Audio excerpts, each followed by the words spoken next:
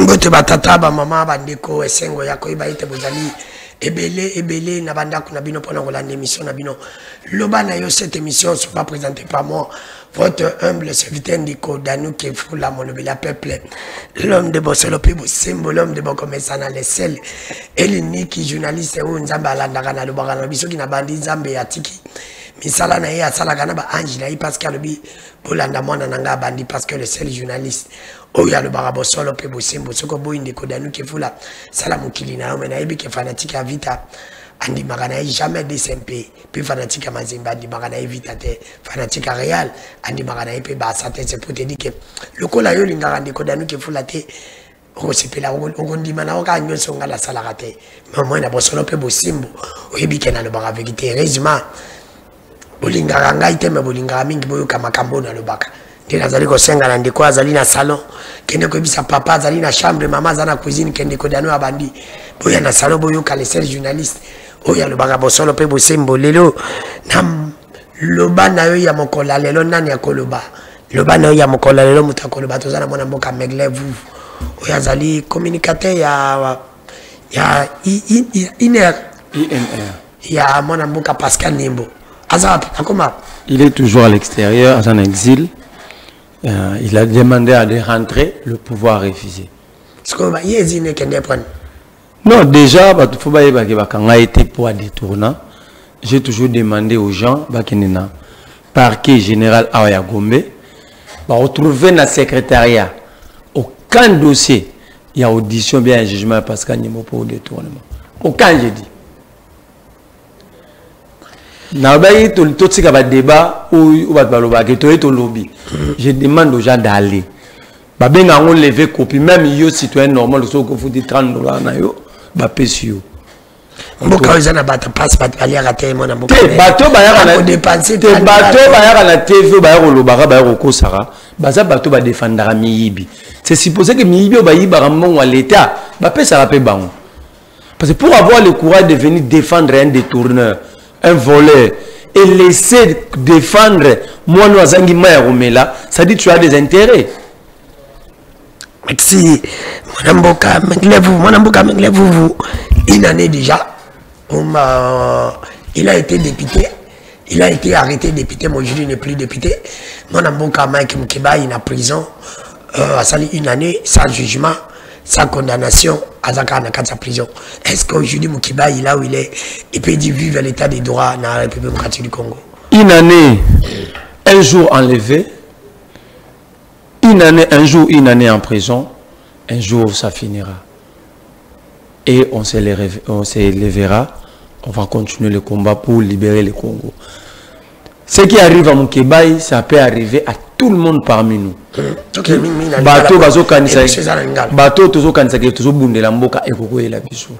C'est injuste et anormal.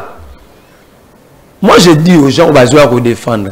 Si Moutou Aliyebani, donc en français, illustré, Moutou Aliyebani a connu, ou a une immunité parlementaire, on pouvait l'enlever. Mukeba n'était pas arrêté.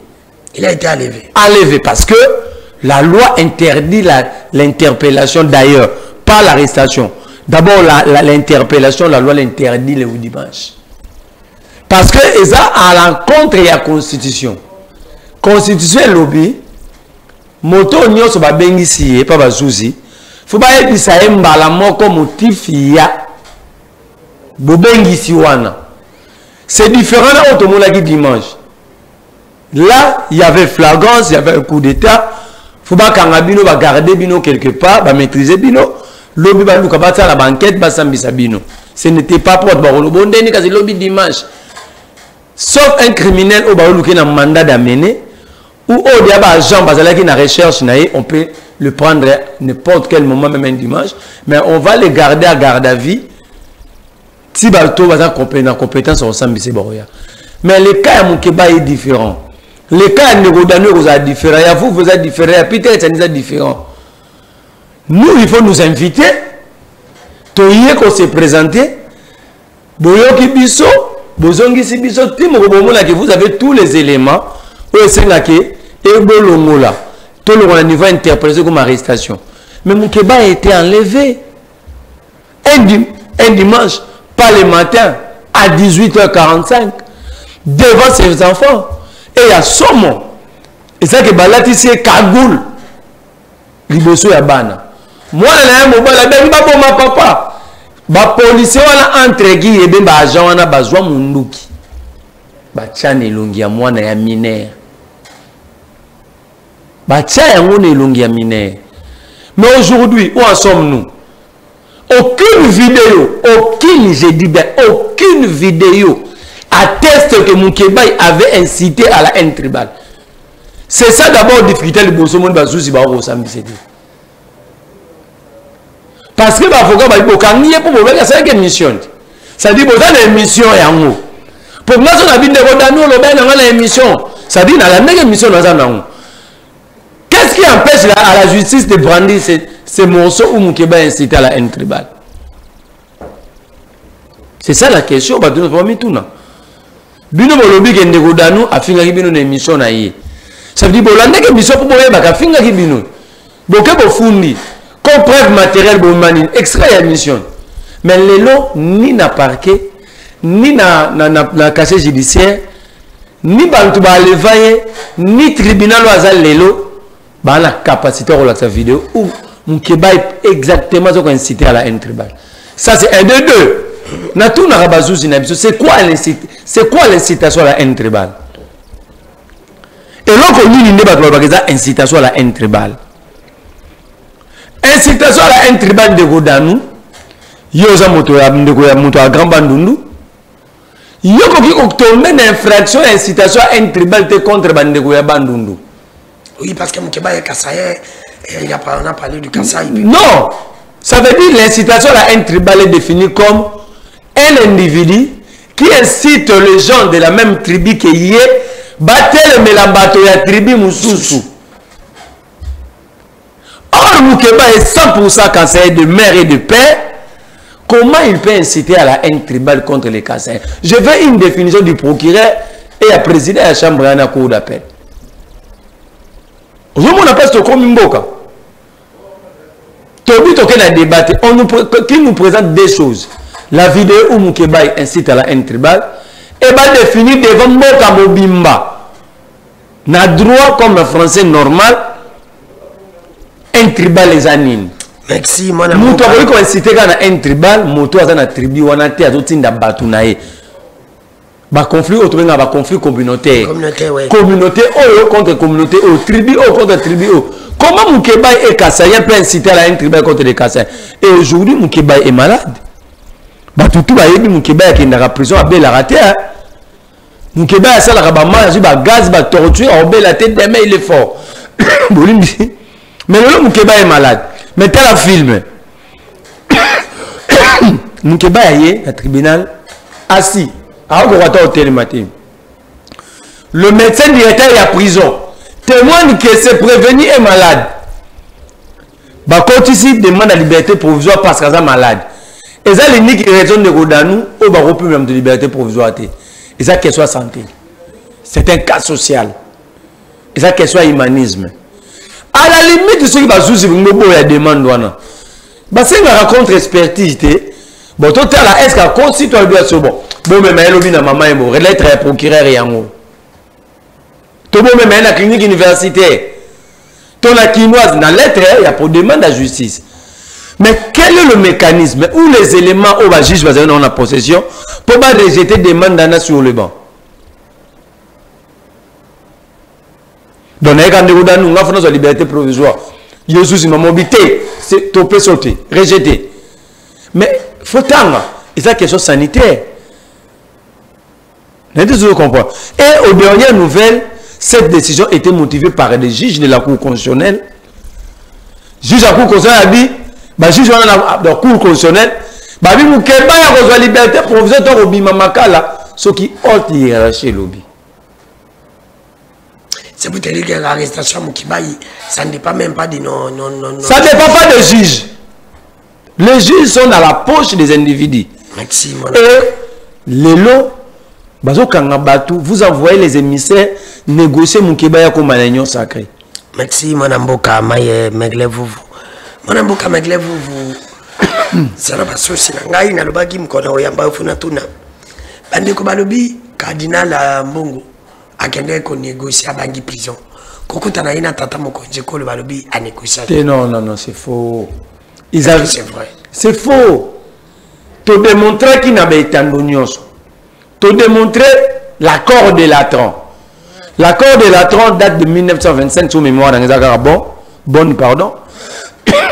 Nous avons démontré la décision du tribunal de Vatican il y a 1901 accordant les immunités canoniques de l'immunité parlementaire à tous les évêques, archevêques et cardinaux. Nous avons démontré l'article 8 de l'accord cadre entre l'État congolais et les Saint-Sièges pour le fonctionnement de l'Église catholique dans le Congo. 3, nous avons démontré qu'un cardinal, c'est un ambassadeur. Un passeport papal ou canonique. Nous avons un passeport diplomatique. C'est un citoyen du Vatican.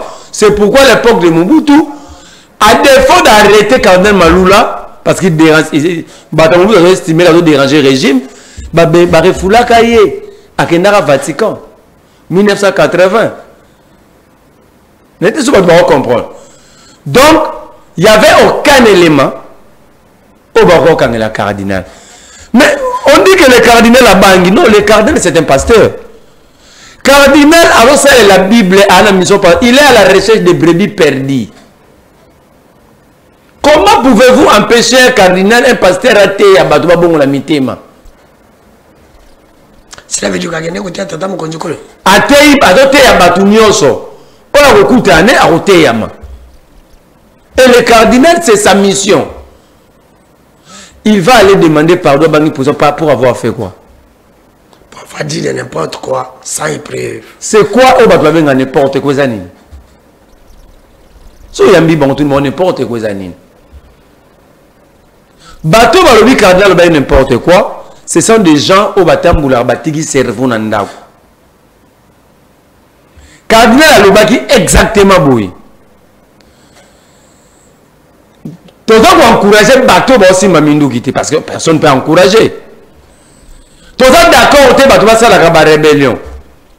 Mais on ne peut pas être là tout condamner kaka. Kabila zo bloqué. Bateau va kei bateau Kabila. Mais pendant que vous avez un discours on a bateau kufa non.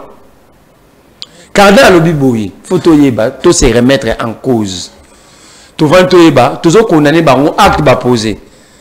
Mais la motivation c'est quoi? Et selon le cardinal, il y a des frustrations, des équilibres sociaux. Par exemple, Batouba une élection, bientôt l'élection 7 jours. Est-ce qu'il y a lobby? Une journée. Bavandi, boyini la machine. Bovandi, botriquer élection. Résultat. Bavandi, aucune loi autorise à la CENI, basa le basa qui sont centre Bosolo, basali yango. Batouba Vandi, force du progrès à commune à Bakajo. Na Ipeko, na terrain municipal à Bandal. La force du progrès a recruté, il y a une deuxième promotion, il y a la garde civile, il y a la police, il y a Nini. Alors, chacun maintenant a la capacité de bien en psychologie, à son état émotif. Nous sommes déstabilisés au Leki. Non, tout ça, non. Tout ça, on a quand même un ça. On va lutter pacifiquement jusqu'à ce que nous allons atteindre nos objectifs. Et c'est bizarre, toi, mité maman. Le cardinal plutôt a poussé la société congolaise à la réflexion.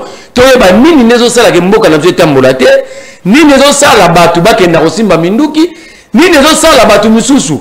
Ba fi manaka, ni nezo sala ke ngala kuti ndeko na ngaka sena banelo ngakuna muluba. Le cardinal a lancé le débat à la société, mais par refus de réfléchir, pas transformer en un problème. Merci, mon amboka. Donc, Batouba retenir que le cardinal ne cherche pas à demander pardon, ou ne cherchait à demander pardon. Le cardinal était à la recherche de brebis perdues et il continue à chercher les brebis perdues. Comme la Bible le dit, Bible le dit, il y a des gens pour la binoti. Naïe ma bébé pour le brebis perdu de la maison d'Israël. Et le cardinal, c'était chrétien, Il est en train de se conduire selon Christ et il est en train de faire ce travail-là.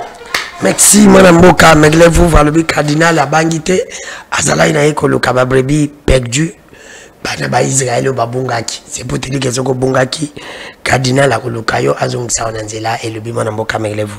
Mon mboka, Meglevu, vous avez encore, de 5 minutes. Le bel dossier à insécurité, le truc comme on a. La vie pour ça Kinshasa, jour, il y a dimanche. Coup d'état raté.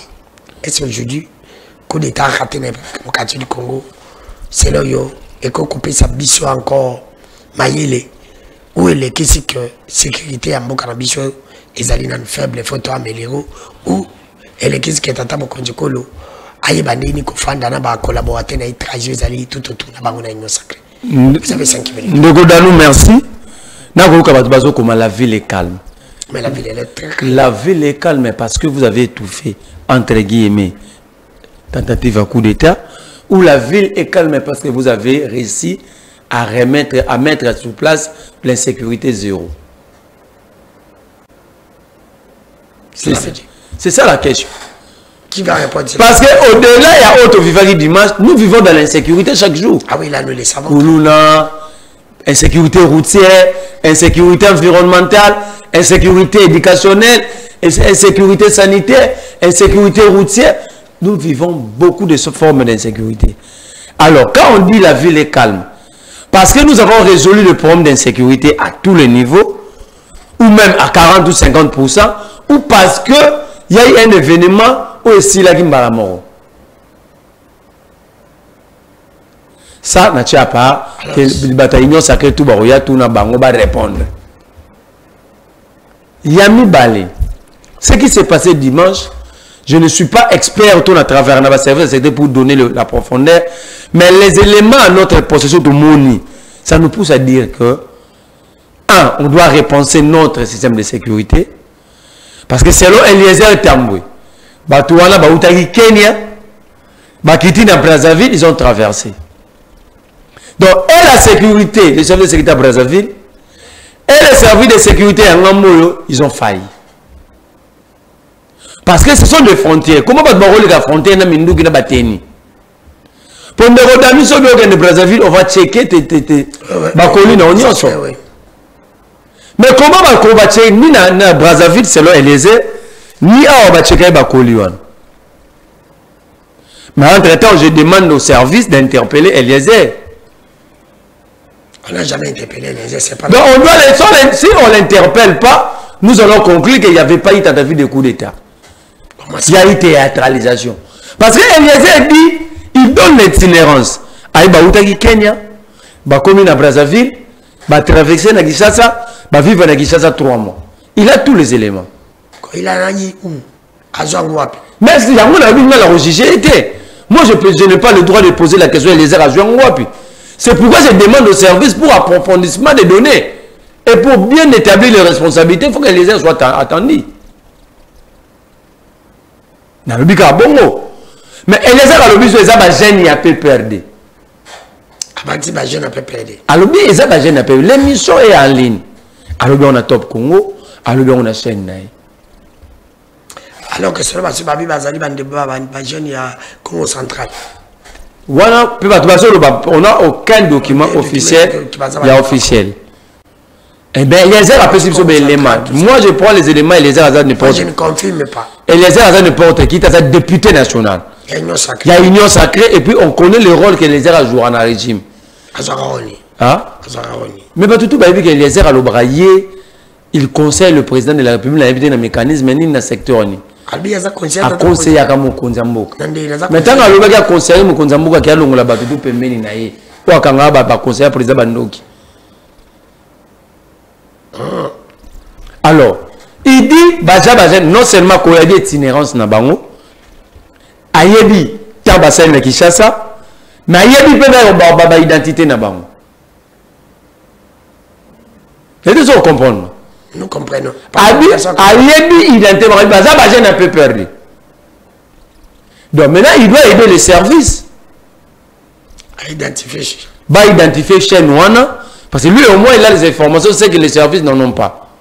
Ça c'est un de deux. babi bakotaki bayaki bananda kwa bemba bakuti bemba te bakena ndako premier ministre bayebaki adresse te nde bayepa Vital Kamerhe tant bazolo babongo ils avaient commencé où parce que bautelaki wapi. Ça s'appelle l'amateurisme. Bango bayako luka bemba ozo imaginer bato bayesa la coup d'état bakomi abaye luka yo danu babi ozate babaluki hein baonde luka Peter Tsenya van Nawat waso ba luka pa Judith Suminga ah tu es pas net pas Kamerhe. Je sais pas si vous comprenez. Pendant tout ce temps où étaient les services? Parce que la zone où tu es allé solo la zone est à côté. Donc, ça veut dire pendant tout ce temps, les services là qui tu vas dire ouais bango ba ça la tour wana nyos.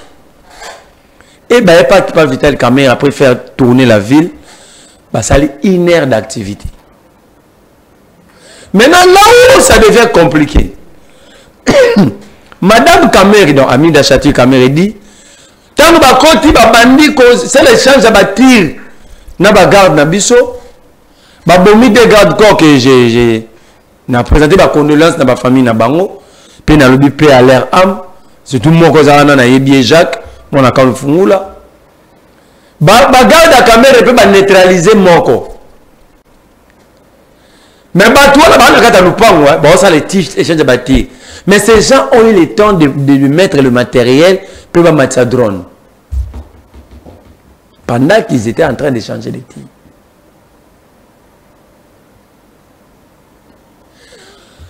Intervention est.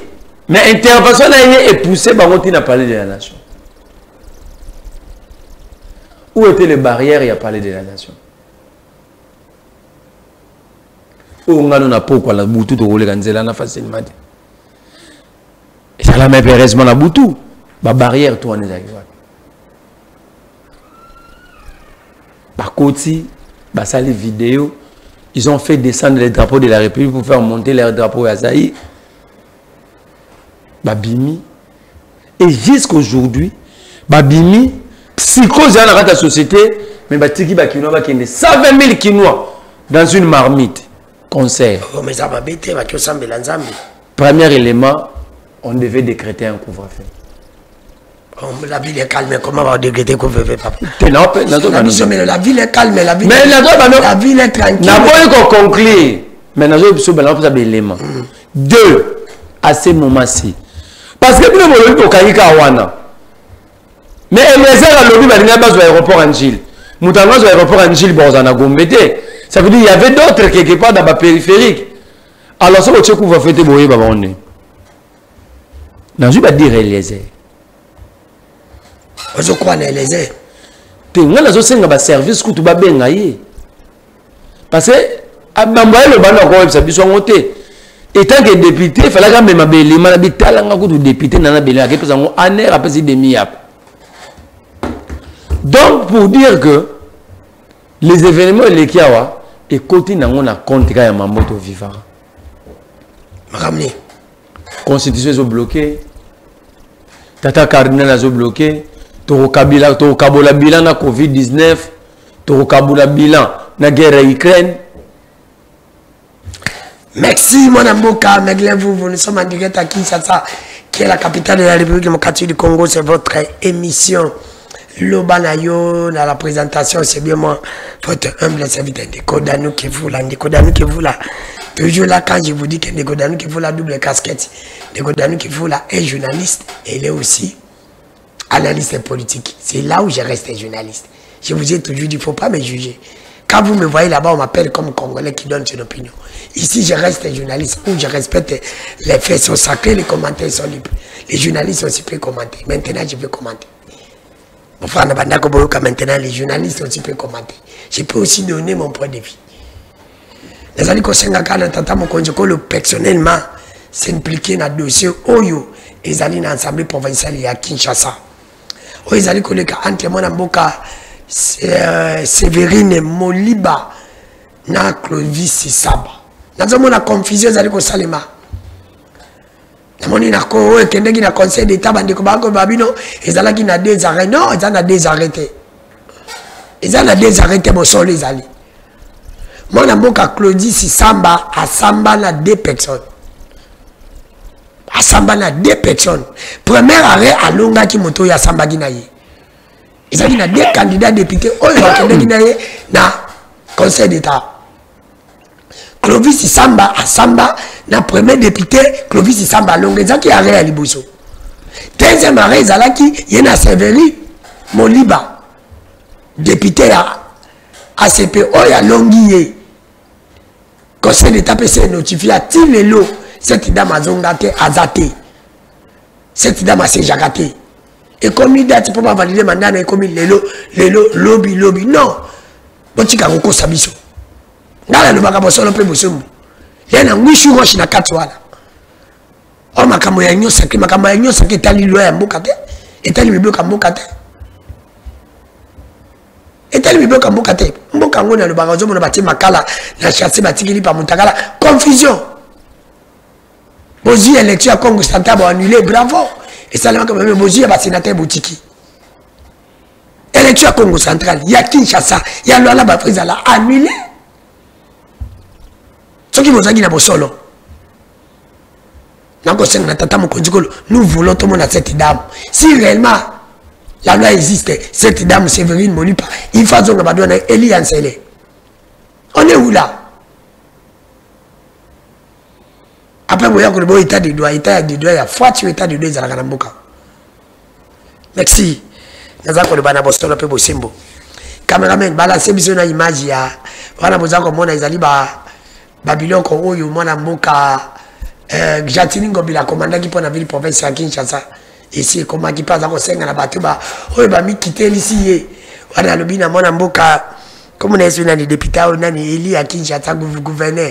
Comment gouverneur? Daniel Bumba. Daniel Bumba na Edi Yele. Ba iba ko batela. Ba ki oyazi. Ngobila osali biloko ebele ba kondima ote. Idepes balingi yote. Et tout ça Kosenga na biloko ils ala pour l'intérêt ya bakino. Tolanda.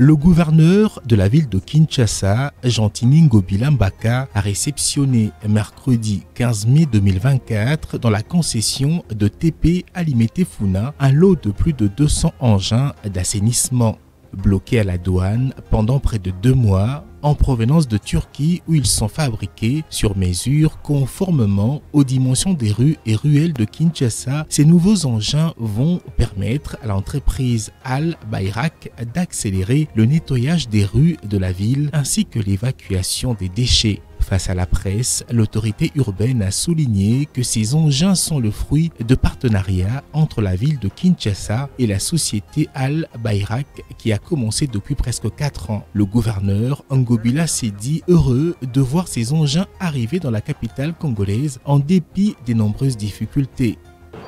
Processus Soyo, depuis 2020 avec la société Al Bayrak. Pour celle voyage belé. Puis, nandingue te okomalelo, bami tukaye, na bangé msou dans le comité et comment. Le gouverneur Gentini Ngobila a rappelé qu'à l'issue de plusieurs efforts consentis par son gouvernement provincial, la ville de Kinshasa s'est finalement trouvé un partenaire de taille, le groupe Al Bayrak, une société turque spécialisée notamment dans le secteur d'assainissement et de gestion des déchets. Pour le gouverneur de la ville, ce projet rêvait d'une importance capitale pour la ville de Kinshasa dans la mesure où Kinshasa va jeter des bases solides d'une collaboration fructueuse avec ses partenaires dans l'amélioration des conditions environnementales des Kinoises et Kinois, et ce dans le respect de la notion de durabilité dans la gestion des services d'assainissement qui sont réalisés sur le terrain. L'occasion a été belle pour le patron de la ville de Kinshasa de lancer un appel au bourgmestre à s'impliquer sensiblement dans ces opérations d'assainissement de la ville pilotées par la société Al Bayrak.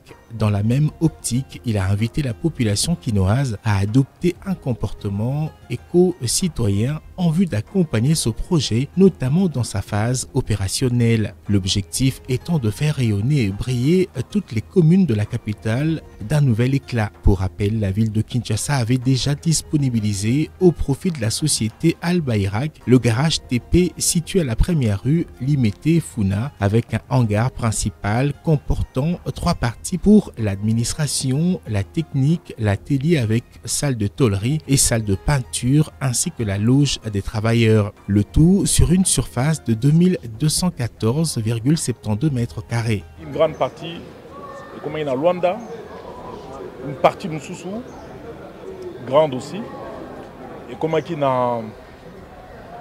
Matadi. Mais ça fait 2 mois et demi que nous pour tout dédouaner. Des fois, il faut que... Merci. Bande konangai na bosolo pe busimbo. Wana izali ba image oyo ya gouvernement provincial ya mwana mboka Argentine Ngobila. Basalaki pour l'intérêt ya bakino. Basengi na ba gouverneur bakoya babatela yango biso to bito monango kaka. Tokenda dossier du jour ya mokola lelo dossier du jour ya mokola lelo. Nazali ko baga bosolo pe busimbo na ko bisa tata mokonzi kolo ezali passe ngala ko lebelo côté ena yo ki vidéo yo isalinga passe to landa na vidéo na sima na kozonga na commenter to landa dossier du jour.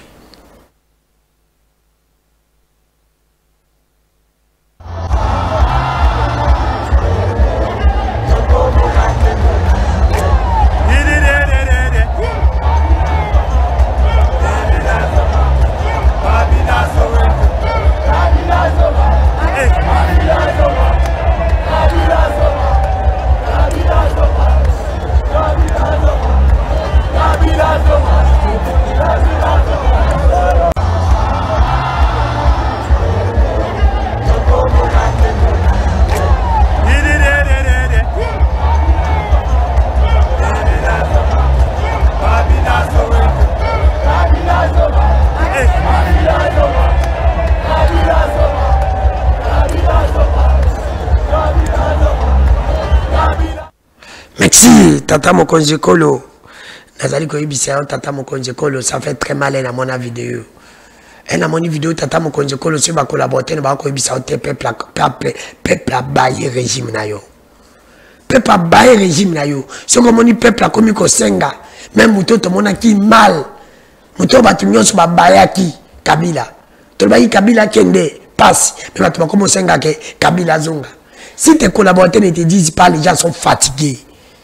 Tu vas lemba na régime là yo. Tu vas bailler yo. Parce que ça ne va pas. Même dans ma Kamanzambe, le même jour, on va dire ça la coup d'état, on a un côté les là. Dans mon cas, je te dis sur ma coup d'état, mais population, parce que c'est un Kabila zonga, indirectement population va bailler. Si les gens ne te disent pas dans mon conjugal, il faut tout un peuple. Ni ya mabe yo sali peuple. Pour peuple aligné qui a baillé au bongo. Ils ont ça la passe, bah quand on baille yo, bah c'est un bouton mususu, parce que ngala le bagango. Moi comme ça quand au président d'agi mon changement, tout le monde avait voulu que Kabila kende pour changement ya. Mais le coup la changement y était, bah quand on s'en attend bouton mususu ça y a qu'on remplacer yo. Mais bah tu vas comme qu'on s'en c'est lui qui était avant toi, au moment qu'il est mal, azong à la place na yo. C'est pour te dire que vous allez plus mal. Notre tata comparatif n'a pas superlatif. Ça ne va pas tata Mokonzi Kolo. Tala simazonga moto. Tala simazonga moto. Faut me tourner la question. Vous avez dit des slogans l'état de donner le peuple d'abord. Est-ce qu'aujourd'hui ça existe? Est-ce que le nom mutaï dépend c'est mon aime mutaï dépend à côté la balobi l'état de deux ali. À côté la balobi le peuple d'abord ali. Tata Mokonzi Kolo si batuna baza ko biso tenga na za ko biso bosolo. Ça ne va pas. Mitala simazonga moto bongisa. Ça ne va pas bongisa. Ngala linga ko koleka ba Congolais nyonso. Na pesa ko conseil pour yoka. Moi mon caméra vous commentez, vous avez au moins 5 minutes pour commenter, les tas sont encore là. Commentez la vidéo par rapport au moni peuple encore Kabila.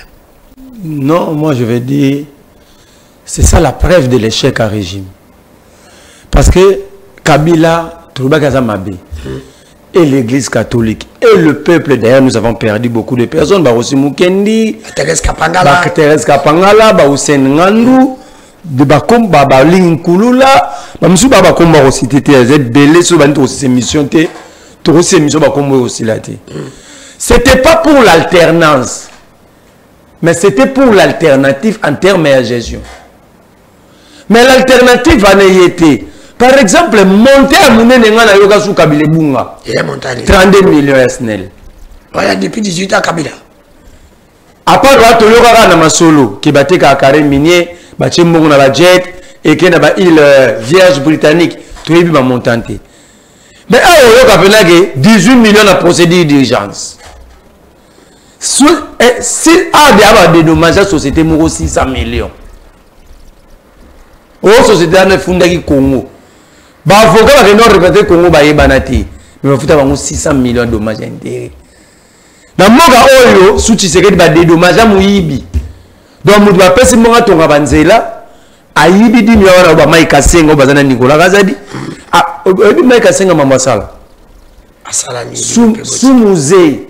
Bah pèse 10 millions à ton nous allons mon arrêter de voir la loi nanzela ya côté hôpital Bobila Dawaya mais quand c'était tant est-ce qu'on quand tout muda kufa tant muza kufi muza kamaki tant muza kufi pebi mboka nezaki ba bemba na rebelo bala d'initiation na bango asala magui akima nana zongi sa ina kisasa azongi awata ndeko na Nicolas Kazadi comme ministre. Mais je vous dis que c'est son frère. Nicolas n'a point de presse à l'Obaïbi. Alors il y a mais je sais que ça dit dollar na Western Union Sandé. Pourquoi tu peux sa identité?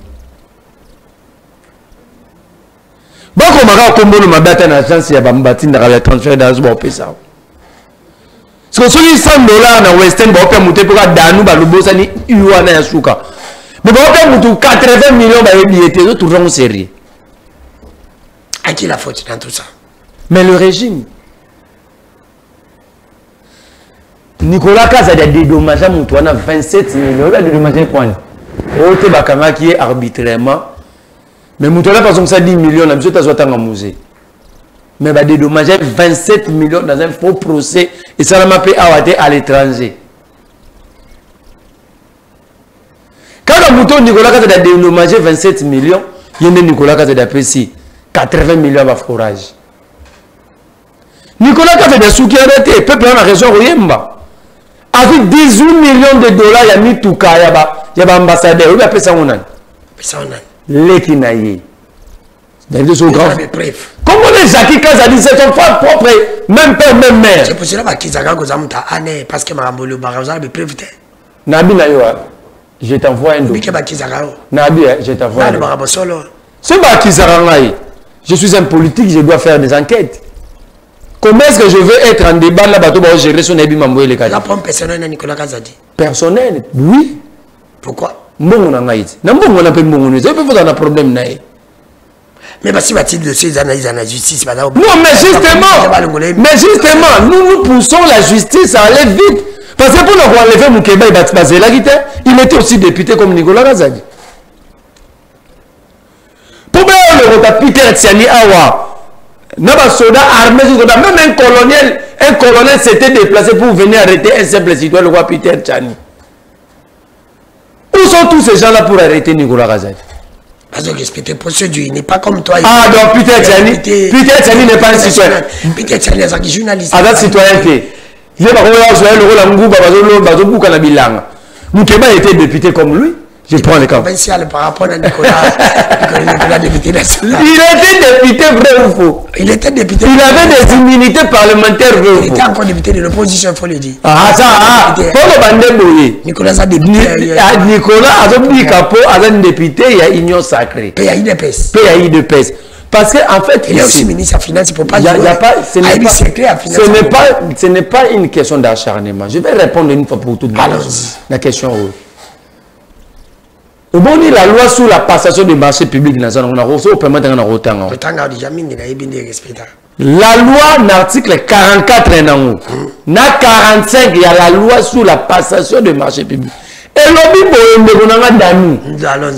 marché est de degré à gré. Il y a procédure d'urgence, même dans les questions, vous allez apparaître dans 3 dimensions.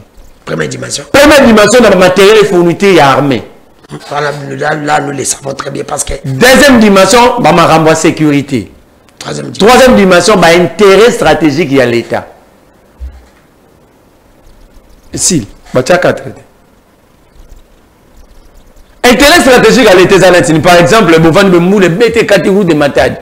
Et quand il y a Congo central à Kinshasa, on fait comment? Il y aura crise ici parce que l'approvisionnement au Katana, ce qui à l'État, ce qui était le rapport à Matadi. Donc le pays, la ville va être bloquée, le fonctionnement de l'État va bloquer.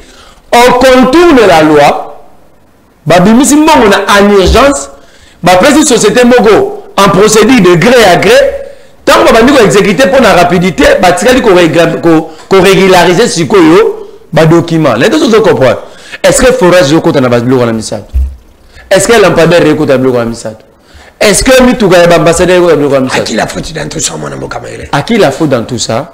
C'est les régimes. Ça veut dire les régimes à un chef. Qui incarne les régimes? C'est le président de la République, Félix Tshisekedi. C'est le président de la République. Parce que Nicolas lui-même le dit. À l'obi, il y a Azamoninga Félix Tshisekedi. Il avait dit ça où? À l'obi, c'est Batouna. Batouna, on a fait un communicateur ou à Rénisaki. Balobi Lissoussou a plus de 7 milliards de dollars. Il y a un d'offert président de la République en 2028. Batouna vous disait parce qu'il a des moyens pour battre la campagne. De l'Union Saki, c'est quand candidat de l'Union Saki. Non, en 2028, il faut battre un dauphin. Abiyé n'a pressenti dauphin. Il y a un bazo bundisaye. Parce que lui, il ne va pas battre la campagne avec mon Union Saki, n'a pas contribution à Bango. Il a déjà beaucoup d'argent. Nicolas Niloba ya batune le loba compte Nicolas nyoso bakangi. Ça veut dire ici le problème est ninde konanga idanu. Problème ça maladie ya beaucoup na biso, ils ont détournement na corruption. Comment faire pour éviter tout ça? Pour éviter, il faut que le peuple azala éveillé et Batou bazala éveillé Batou le moni nyati. Moi je n'ai jamais été d'accord avec Alingeti. Dans sa mission à l'accès même non ordonnance, n'ingi pas passer avantage belé. OK? Mais là où il fait le bon travail, il faut encourager. Là où ça ne va pas, Tokoloba. Mais ce que Salim Moussala a bien fait, Tokobé est à Maboko. C'est dernier temps comme côté la ligne. Na côté lié. Mais la plus exemple là, tant on a dénoncé le bête qui n'a contre mais ce que Salim Moussala malam to le batté. Après le bagage tout ça ba aîné. On peut insulter à Lingeti. Ba le bagage écoute à Lingeti wana. Ils ont envié le ministère d'abord. C'est du pire idiotie. Parce que Lingeti c'était fonctionnaire de l'État. À la carrière. À la carrière, à la politicien. C'est un manque d'arguments. Parce que soit monté à ma politique. Parce que c'est pour créer la confusion. Nous restons vigilants. Pour l'amour, on a mis au peuple. À Lingeti, c'est un agent de carrière. Comment faire? On va balancer la politique, on bascule la politique. Sauf qu'il a joué retraite. Mais il est encore agent public de l'État. Avec son carrière naïe. Mais dans toute la question, mon quel ou t'as pas Lingeti? Maman Momo Bungi. Et où t'as pas Ndegodanu? Et où t'as pas Kabouya? Et où t'as pas Gilles Moniere? Vrai ou faux, il y a eu violation de la procédure. Vrai ou faux, il y a eu violation, il y a eu détournement, il y a eu surfacturation. Merci. Comment on va faire débat? Et ça a raté à Lingeti. Bon, à Lingeti, à lobby. Avant de juger, est-ce qu'il a dit la vérité ou l'a menti? Merci. Mon amour, il nous reste, je crois, 15 minutes, 10 minutes. C'est ça qu'il y a des buts qui n'habitent pas à l'oba qui me tata mon konjekolo ngala za koloba.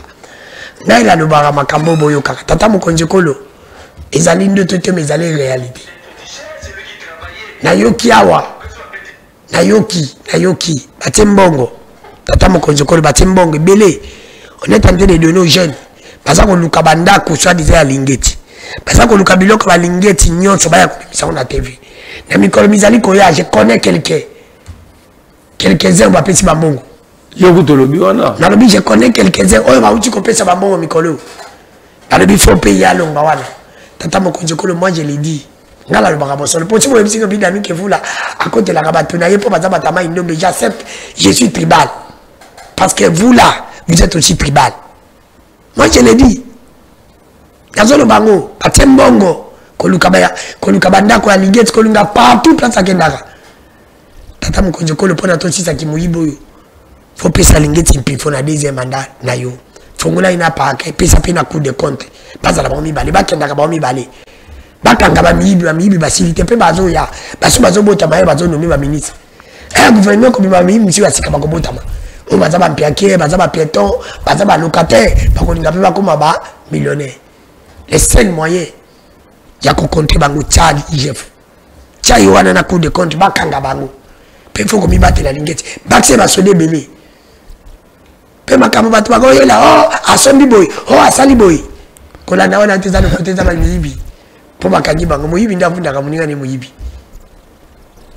bako mesana lokola bango ba yibi bakaniti keno batu mutipi ba yibi neti bango na bosolo pe ngonga la lobaka ngaka na lobaka mamango bilawa na lobaka mamba veka na mamba Lingeti bako mona ngiko ya na pesi bino 2 semaines ou 3 semaines bako mona bako bimisa Lingeti ato kendaka wapi o kendaka place mobo so sisi misala zonga ndako bako liko koto kendaka nyoso ngala lobi na ngai taxi to kena ribiki na biso alobaki nana alobaki mkola lelo tolanda tongozonga pona koya komante.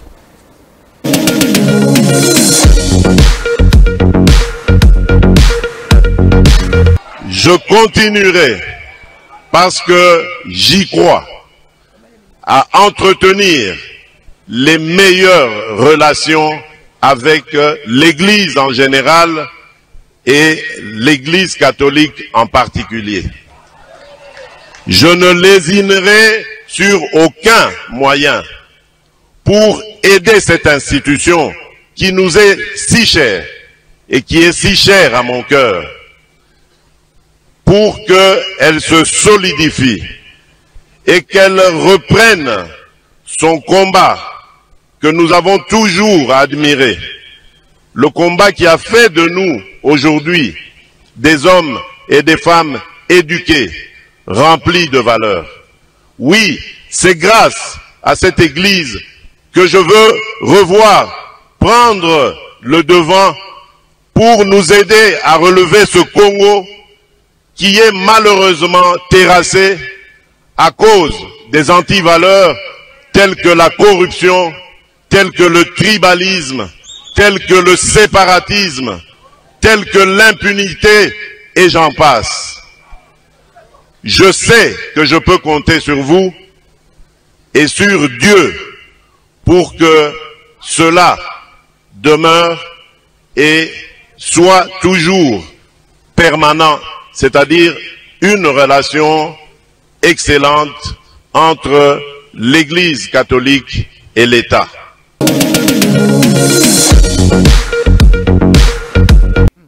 Merci, mon amboka vous avez très bien suivi Tata Mokonzikolo. Il avait dit et il a promis qu'il ne peut pas rompre ma relation avec l'église, précisément l'église catholique. Un mot par rapport à la vidéo que vous avez suivie. La liboso la ngalo ba mamolu ya lingeti kolanda bato wanante. Ba bandaki liboso bazwaki mwana mwasi mo batie na Afrique du Sud. A filmer banda ko lo ba ke ba villa neza ya lingeti. Esimbite. Nde ba bazana ona bene na. Nde ba ona ba bene ba cité. Ba ko ba la cité. Na ba point noir na ba bene na ba Angola banda la ba villa ba lo ba ke ya lingeti erraté. Baye balobike bangiba bimisa bana ya basi ba lo ba ke baza ba victime à viol dans le passé ya lingeti. Na yebi tout babandi dia ko twa ko recruter ba fille. Quand le bimi na le place publique échoué. Baye bangiba bimisa ke alingeta zwa kambongo awa ana société moko aviation et bimisa kambongo chaque butu.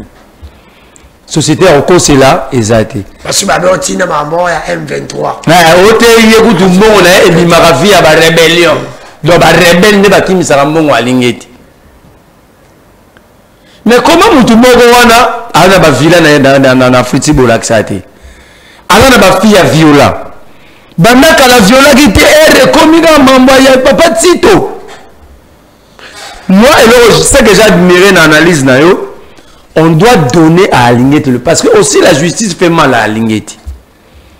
Ce qui fait mal, c'est que les confondent sur Alingeti sali enquête, n'a pas interpellation à Batouana.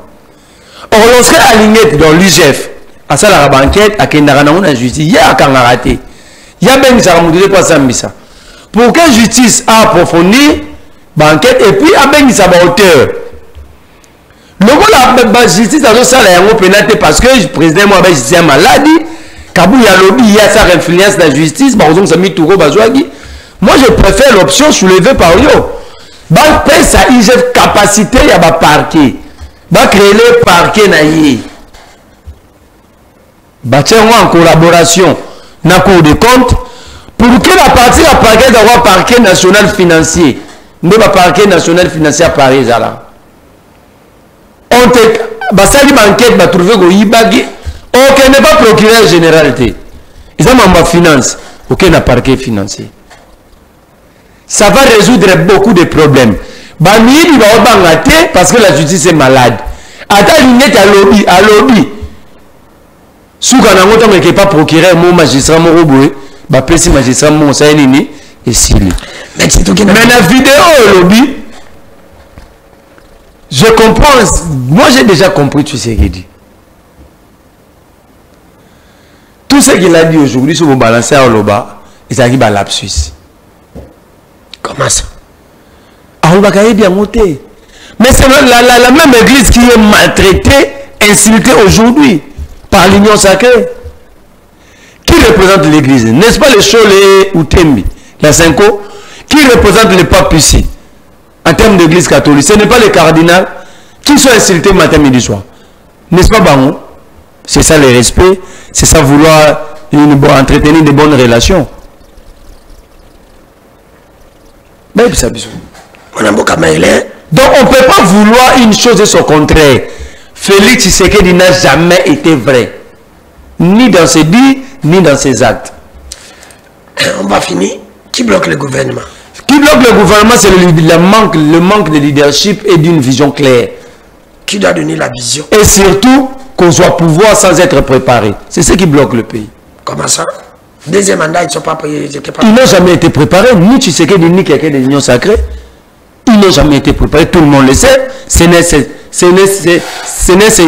pas un secret. Deux, tout le monde sait que Tshisekedi n'est pas un leader. Tshisekedi a une crise de leadership. Trois, tout le monde sait que Tshisekedi a un problème de vision. La gestion de la République est programmatique. Et cette programmation est chronométrée. Sans tout le bataillon sacré 2023, 2024, toi on a mois de mars et mois de mai. Si tu as le 31 décembre, vous allez poser des actes dans quel secteur? Tout le monde. Je veux que un plateau comme analyste, pose-leur la question. Ils ne savent pas où commencer. Ça veut dire ce qui bloque, c'est Tshisekedi de lui-même. Un exemple terre à terre. D'abord, le président de la République n'a pas le droit d'inviter les députés. Qu'on me montre les textes qui autorisent au président de la République de réunir la plénière de l'Assemblée nationale.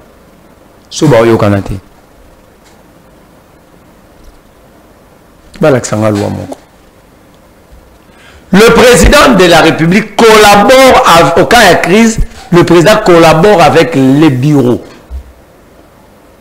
Et le bureau soumet les propositions du président à la plénière. Vous connaissez, vous comprenez? Je ne peux pas comprendre. Le président consultera le bureau. Soit il y a l'Assemblée nationale, soit il y a le Sénat, soit il y a deux chambres. Pour lever les équivoques, il y a des crises mourbées et ça ou en devenir.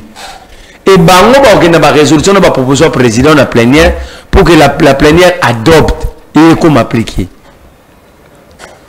Parce que déjà ba député on a basé à union sacrée. Pourquoi basé à union sacrée? L'arrêt de la Cour constitutionnelle sous Kalouba. Le mandat d'un député est non impératif aux partis politiques et regroupements politiques. Il faut que le babo solo, il faut que le babo solo. C'est bizarre réel. L'arrêt de la Cour constitutionnelle existe. Bon, on a dit que les députés pour ça, ils n'ont pas parti à Batou. Les députés n'ont pas perdu le mandat. À cause de l'arrêt, Parce que la loi, aux du Bossos, avant de s'interpréter au cours constitutionnel, la constitution de Baboué. Ce qui député l'Oué n'a parti volontairement à démissionner, c'est-à-dire il perd le siège. Ce que tu sais que du point de député à Baton, ça la union sacrée dans le premier mandat, a utilisé Kalouba pour pas soit arrêt wana. Parce que les députés vont pas banquer corruption, vont pas pour perdre le siège. Pour les assurer, tu sais qu'elle a sollicité l'interprétation de la constitution dans le domaine, dans le secteur wana, dans la cour constitutionnelle, et la cour a dit mandat des députés est non impératif. L'arrêt existe. Merci. Donc, il y a mis dans la cité. Pour la décision président Zouaki, c'est bon pour que bandé là. Ça arrive deux choses. À l'obus, la grande orientale n'est pas représentée. Ok? Or, il a oublié si chez nous, ça m'a indoué n'est pas représentée. Même Graban du Lucon à l'Embosso. Inagosé de quel contrat? De la grande orientale. Oui, Inagosé. Est-ce que le président parlait de quelle grande orientale? Parce que Inagosi, les règlements film en souka, Baboto va retirer qui candidature à Dédé Moupassa, il y a Inagosi. Alors Inagosi est de la grande orientale. Maintenant le président cherchait quelle grande orientale? Il va Ituri. Mais c'est ça la grande orientale. Ça dit quand on parle de la grande orientale, la province orientale, la forme de Kala, Nene Katana Lelo, nous avons l'espace Kassai, espace Banounou, nous avons la grande orientale. La grande orientale était représentée par Inagosi, mais le président dit, n'a pas de représentation de grande orientale. Soit le président a un problème avec Inagosi. Deux, alors la représentation des femmes. Or, il n'y a que 7 postes dans le bureau. On avait des femmes. 4. 4 Caroline Bemba.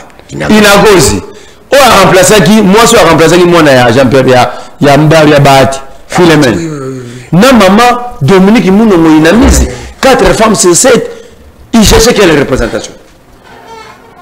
À du coup de majorité. Vas-y, 4 sur 7. Sur 7 majorité. Au moment que même le président, comme dans ses habitudes, il n'était pas informé des réalités. Merci. Et M. Sili. La tonde botondi. Merci. D'abord, de Goyos Balanda qui émission le bano, il y a mon collègue, la présentation de la Kinga Indeko. Dans nous qui fout la molle de la peuple, l'homme de Bosson, le peuple symbole, l'homme de Boko Messana. N'importe qui prend le bilan en boca, mais vous. Oh, Yazala qui en a pour répondre à la le travail qui a été fait par l'homme a été toujours 8 ou 9% sur 10. Merci, une équipe technique qui est Kambakinga. Merci, puis encore le chien, on a mon capitaine Tani pour la représentation confiance. Je pense bien que c'est ça la différence. Dans la bilan, tu as lobby. Ce que vous avez dit, tu as dit,